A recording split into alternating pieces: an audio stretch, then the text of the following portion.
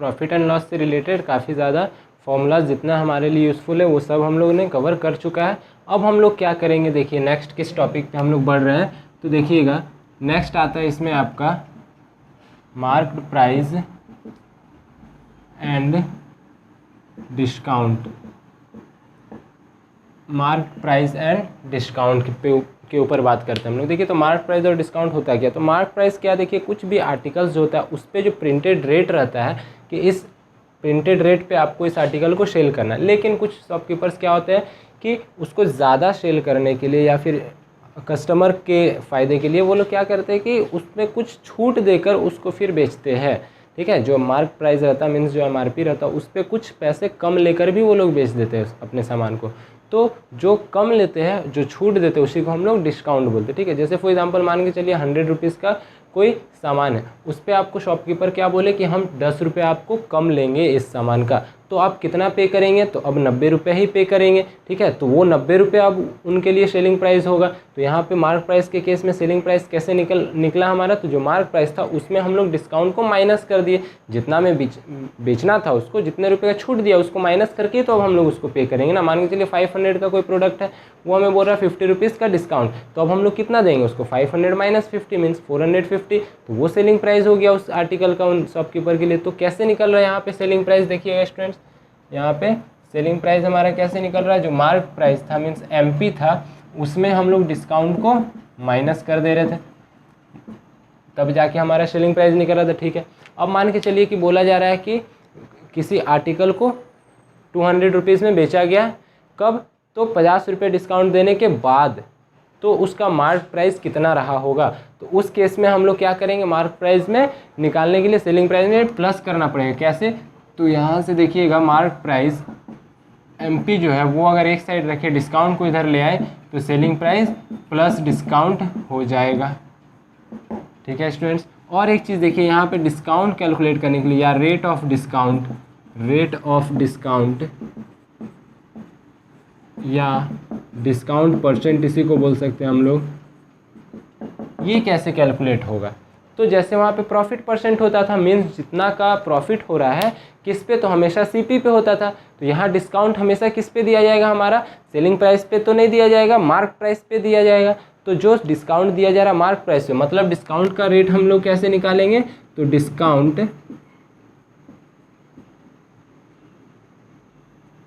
Discount by mark price into 100, ये हमारा formula निकलेगा किसका, तो डिस्काउंट परसेंट का या रेट ऑफ डिस्काउंट का। जैसे फॉर एग्जांपल मान के चलिए किसी आर्टिकल का मार्क प्राइस था, किसी आर्टिकल का मार्क प्राइस है आपका 150 रुपीज़ लेके चलते हैं, 150 रुपीज़, इस पर आपको डिस्काउंट दिया गया 15 रुपीज़ का।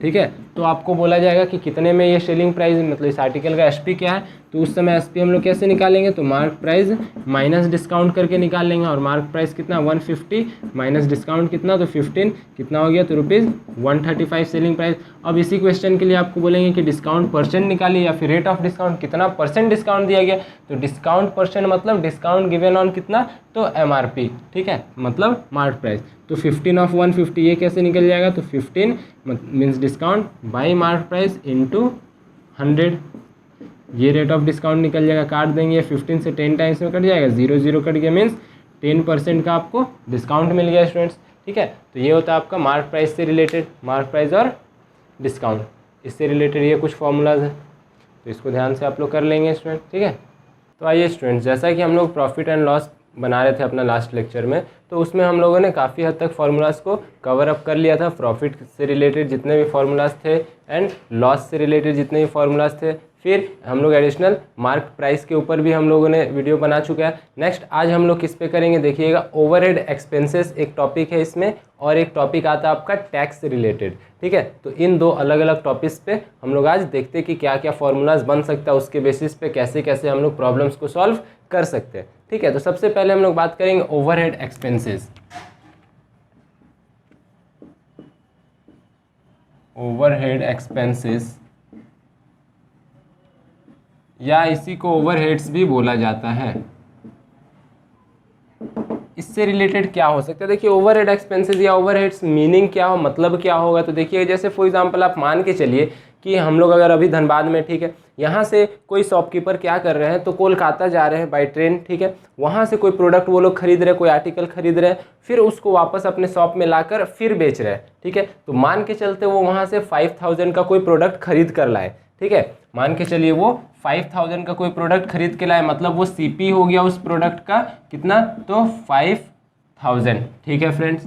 नेक्स्ट अब देखिए वो वहाँ गए और लेकर आए, तो उनका कुछ ट्रांसपोर्टेशन का चार्जेस पड़ा, ट्रैवल कॉस्ट जुटा, ठीक है, और फिर वो रास्ते में फूड वगैरह कुछ अपना खाए, तो वो सब किस में ऐड हो जाएगा, तो सीपी में, उस प्रोडक्ट का प्राइस में ही वो ऐड करेगा, ठीक है। तो वो जो चार्जेस आपका लगा, मान के चलते ट्रांसपोर्टेशन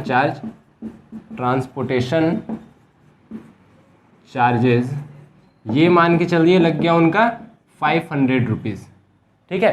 तो इसी ट्रांसपोर्टेशन चार्जेस को ही हम लोग बोलते हैं ओवरहेड एक्सपेंसेस या फिर ओवरहेड्स, ठीक है। या और जैसे मान के चलिए इसी को अगर हम बोले कि कोई सेकेंड हैंड आप बाइक वगैरह खरीदते, कोई यूज्ड किया हुआ कोई भी प्रोडक्ट खरीदते, उसमें आप कुछ एडिशनल उसमें खर्च किए, उसके बाद उसको बेचे, तो जो एडिशनल आप उसको रिपेयर करने में खर्च किए, या फिर कोई फर्नीचर आप खरीदे, ठीक है, उसको रिपेयर करने में जो खर्च कर रहे हैं हम लोग एक्स्ट्रा, तो वो एक्स्ट्रा मनी जो एक्सपेंड हो रहा है, हमारा एक्सपेंस हो रहा है, उसी को हम लोग ओवरहेड एक्सपेंसेस या ओवरहेड्स बोलते हैं, ठीक है। तो मान लीजिए ये ट्रांसपोर्टेशन चार्जेस उसमें लग गया 500 उसका, तो जाके जो एक्चुअल सीपी या टोटल सीपी जो होगा, एक्चुअल या टोटल सीपी हम लोग इसको लिखेंगे, एक्चुअल और टोटल सीपी वो ऐड हो जाएगा, 5000 जो था आपका सीपी और प्लस 500 इसी में ऐड हो जाएगा, तो ये हो गया कितना 5500,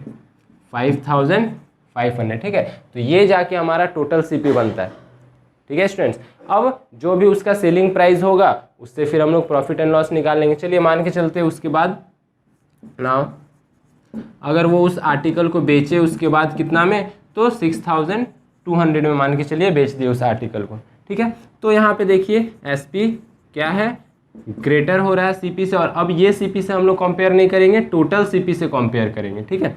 तो SP is greater than CP, so यहाँ पे हमारा क्या हो जाएगा, प्रॉफिट हो जाएगा, so there is a profit, ठीक है स्टूडेंट्स। तो प्रॉफिट हम लोग कैसे कैलकुलेट करते हैं, हम लोगों ने लास्ट वीडियो में कर लिया formula, SP minus CP, that means SP हो गया 6200 माइनस सीपी हो गया 5500, दैट मीन्स 700 रुपीज़ का उसे प्रॉफिट हुआ होगा, ठीक है। तो ये समझ रहे हैं आप लोग ओवरहेड्स में कि जो भी एक्स्ट्रा मनी खर्च किया जाएगा वो आपका सीपी में ही जुड़ जाएगा और वो टोटल सीपी बन जाएगा, ठीक है स्टूडेंट्स। तो ये था हमारा ओवरहेड एक्सपेंसेस। अब बात करते हैं हम लोग टैक्स पे, ठीक है।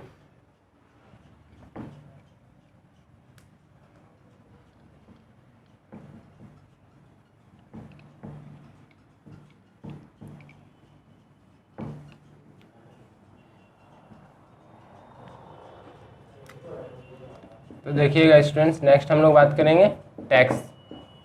टैक्स देखिए क्या क्या हो सकता है, किसे बोलेंगे टैक्स, तो कुछ भी आपका, जैसे गवर्नमेंट हमें कोई प्रोडक्ट प्रोवाइड करा रहे हैं, तो गवर्नमेंट क्या कर रहे हैं, उस प्रोडक्ट पे कुछ हमसे एक्स्ट्रा मनी वसूल रहे हैं, पैसा ले रहे हैं, ताकि उनका अपना जो हमारे कंट्री का जो भी डेवलपमेंट वर्क हो, ये सब फैसिलिटीज़ जो रोड कंस्ट्रक्शन वगैरह सब में वो पैसे को यूटिलाइज़ कर सके वो गवर्नमेंट।